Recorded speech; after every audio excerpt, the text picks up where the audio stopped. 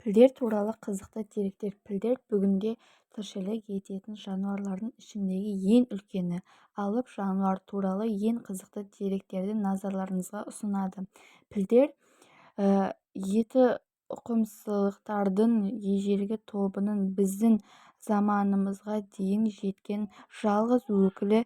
Ертеректе олардың 40 түрі болған. Олардың дені 12500 жыл бұрын болған.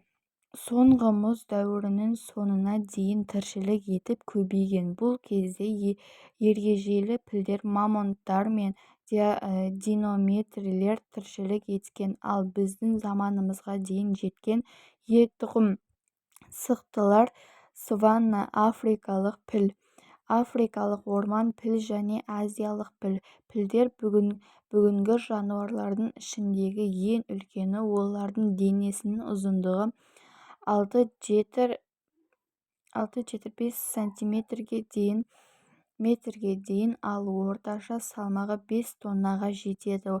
Әлемдегі ең үлкен піл 1956 жылы Анголада тіркелген. Оның салмағы шамамен 11 тонна, биіктігі 3,96 метр болған. Әлемдегі африкалық пілдердің саны 500 мыңға жуық, ал азиялық пілдердің популяциясы 35-50 мыңның аралығында.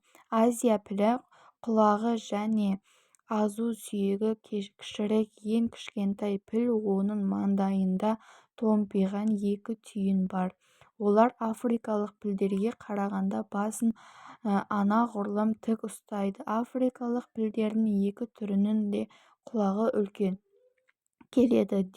Дегенмен орман пілінің құлағы дөңгелектеу, азу сүйегі үлкенірек, маңдайы дөңгеленіп біткен және тұмсығында саусақ тәрізді 2 өсінді бар. Сонымен қатар орман пілдерінің азу сүйегі төменге қарай қисайған.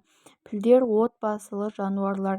Ұрғашылары үнемі табынмен бірге өмір сүреді.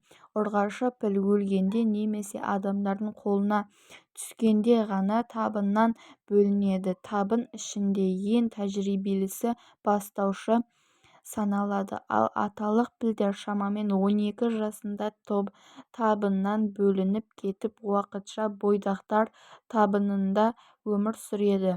Олар жетілгеннен кейін жалғыз тіршілік етеді. Пілдер жыл бойы шағылысады, алайда ұрғашы піл жылдың бірнеше күнінде ғана ұрықтануға қабілетті. Осы уақытта аталық пілдер түрлі ойындарды қолданып, еркеленіп жақындауға тырысады. Егер оның әрекеттері ұнаса, аналық піл де дәл осындай әрекеттермен жауап береді.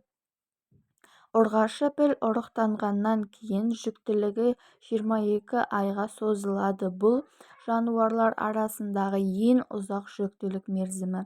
Ұрғашы пілдердің кейбірі белгілі бір өсімдіктердің көмегімен толғақ шақыруға